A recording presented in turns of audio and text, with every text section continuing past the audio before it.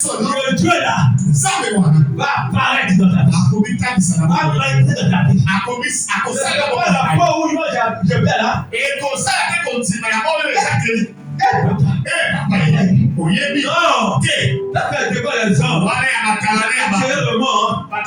Tu n'es pas avec l'autre. Tu vas monter aux ondes. Je suis bien. Ça, c'est la religion. C'est pour cela.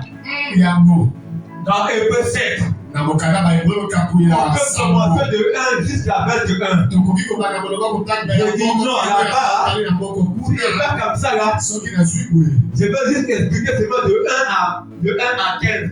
Mais ma lecture, c'est de 15 à 25. Je peux d'abord là.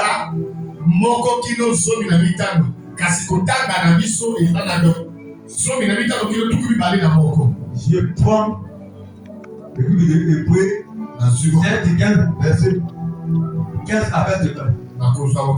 Mais je vais expliquer de 1 jusqu'à 21.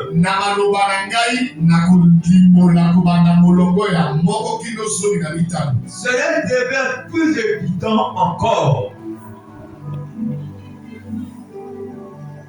Cela devient plus évident encore. Quand il parlait un autre sacrificateur à la ressemblance de Melchizedek.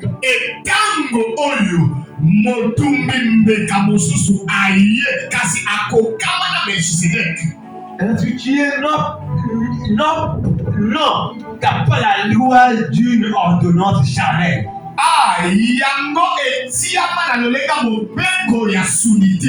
Mais c'est la puissance de Dieu. C'est la puissance de Dieu qui est impérissable.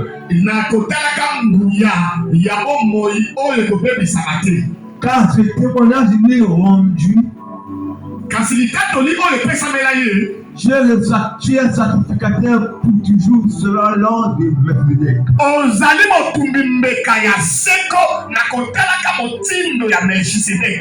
Il a eu ainsi abolition d'une ordonnance antérieure.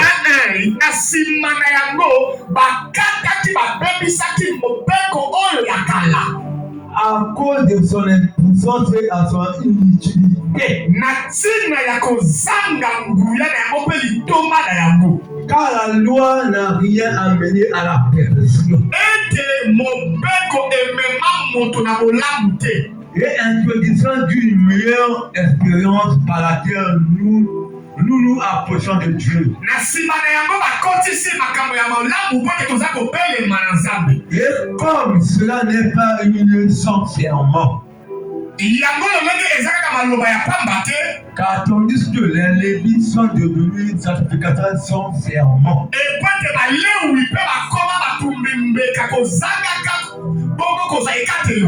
L'est devenu avec le serment, Jésus l'est devenu avec le serment par celui qui lui a dit.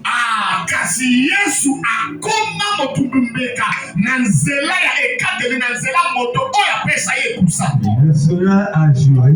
Et il ne se repentirait pas.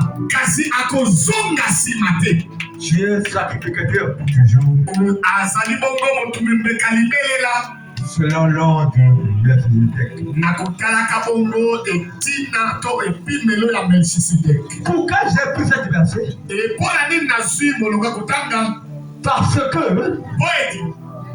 nous on débat religieux. Oh, Dieu a utilisé Abraham. Et il a permis à Paul de répéter cette verset biblique. Parce que j'avais dit Paul était impie. Oh, dans Romains 4. Mais Paul a reçu la grâce. Il commence à parler pour l'Éternel. Il commence à élever pour l'Éternel. Et il a dit, si Abraham, je prends partie de l'un, si Abraham, il est devenu Abraham. Parce qu'Abraham avait fait un sacrifice terrible.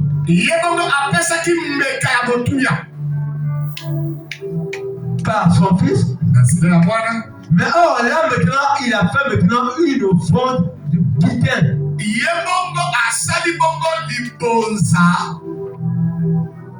Que cette offrande-là, il a payé pour tous les Lévis. Parce que les Lévis, ils ont resté dans la loi de Moïse. Ils ont prêché. Ils ont fait des œuvres. Mais il a fait des combats. Des combats. À quel moment? Quand on parle des dîmes de offrandes. Quand on parle des dîmes de offrandes, c'était pas pour les Lévis. C'était pas pour les Lévis. Mais dans leur moyen de faire des choses, il y a eu une trahison. Parce que chacun d'eux, moi je suis plus que toi. Je passe plus que toi. Je fais plus que toi. Donc il est rentré en eux. Mais comme Abraham, il était le père de la foi. Si je ne paye pas, l'ordonnance passée là, ça va encore nous rattraper au temps de la il fallait qu'il puisse payer. Et quand il a payé, on dit qu'il y a eu une abolition de 15 là, on dit cela devient plus évident encore.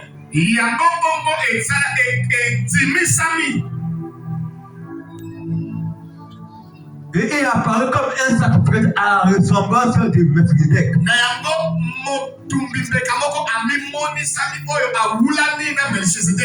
Ça peut alors d'une ordonnance charnelle.